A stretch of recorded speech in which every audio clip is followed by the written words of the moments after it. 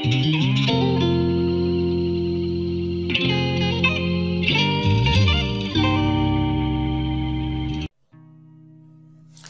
vais vous présenter la fonction indirecte, qui est une fonction qui peut paraître assez complexe, mais qui est d'une puissance extraordinaire. Il faut voir les portées pour lesquelles on peut l'utiliser.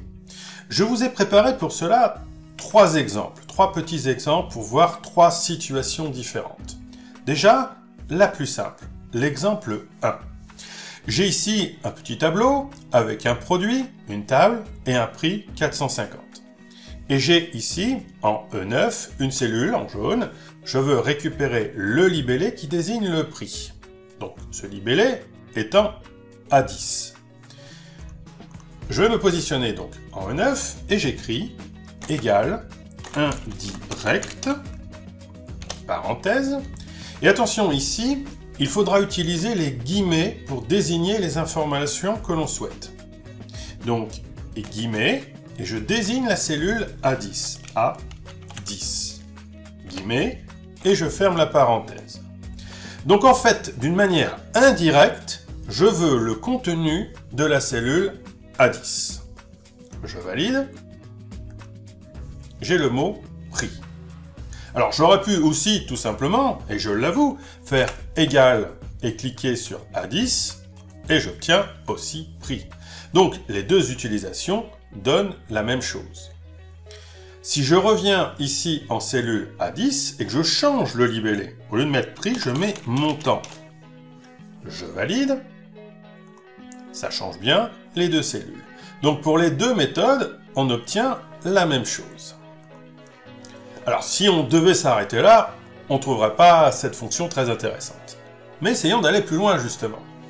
Exemple numéro 2. Dans l'exemple numéro 2, j'ai un fournisseur, Meubleur SA.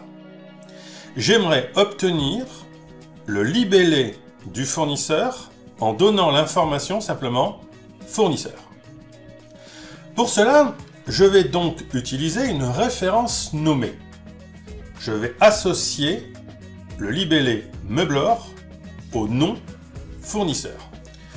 Je sélectionne les deux cellules, A13 et B13. J'utilise dans l'onglet Formule, dans le groupe non défini, la commande qui s'appelle Depuis sélection. Je rappelle que ce groupe non défini permet de travailler sur les références nommées.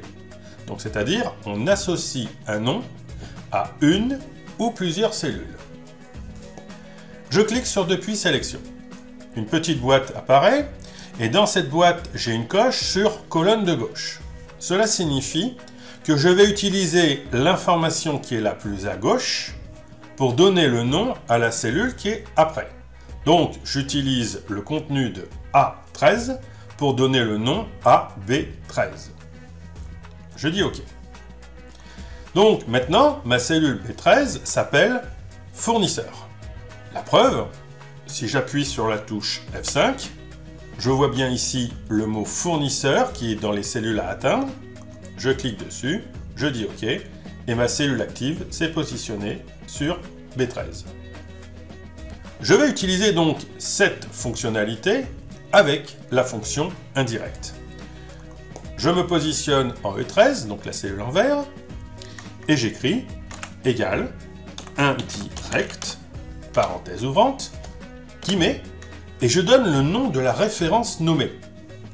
Fournisseur. Attention à l'orthographe, s'il y a des majuscules ou autres, il faut les respecter. Guillemets, parenthèse fermante. Je valide, il me répond Meubleur. Donc, il a réussi à associer le nom fournisseur et savoir que ce nom est associé à la cellule B13. Et il m'affiche donc le contenu de B13. Donc vous voyez, déjà là, on est à une étape supérieure, c'est-à-dire on se sert d'indirect pour aller chercher une information en fonction d'un nom qui a été associé à une cellule. Troisième exemple, on va aller un peu plus loin pour voir toute la puissance de cette fonction. Je vais maintenant utiliser des noms pour des listes d'informations. Là, par exemple, j'ai une liste de fruits rangée par ordre alphabétique, j'ai une liste de légumes rangée par ordre alphabétique. Et j'ai constitué ici un tableau dans lequel je veux mettre soit des fruits, soit des légumes, des quantités, des prix et des montants. Donc, ici, au lieu d'avoir le mot légumes, j'efface le mot légumes, et j'aimerais pouvoir choisir soit fruits, soit légumes. Et en fonction de mon choix, Excel va remplir automatiquement les cellules qui sont en dessous dans la même colonne. Allez, déjà, commençons par donner des noms à nos deux listes. Je sélectionne des cellules A16 jusqu'à B23, onglet Formule, depuis Sélection. Il me propose deux coches. La ligne la plus en haut pour donner le nom aux colonnes et la colonne la plus à gauche pour donner des noms aux lignes. Alors, ce deuxième choix ne m'intéresse pas.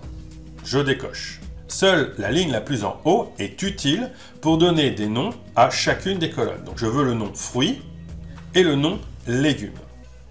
Je dis OK. Je clique à côté. Vérifions que cela fonctionne bien. Touche F5. Je retrouve ici dans mes listes d'informations à atteindre, je trouve fruits. Je clique, je dis OK. Excel me montre l'ensemble des fruits, sans le titre. Pareil, si je fais F5 et que je choisis légumes, OK, Excel me montre la liste des légumes sans le titre.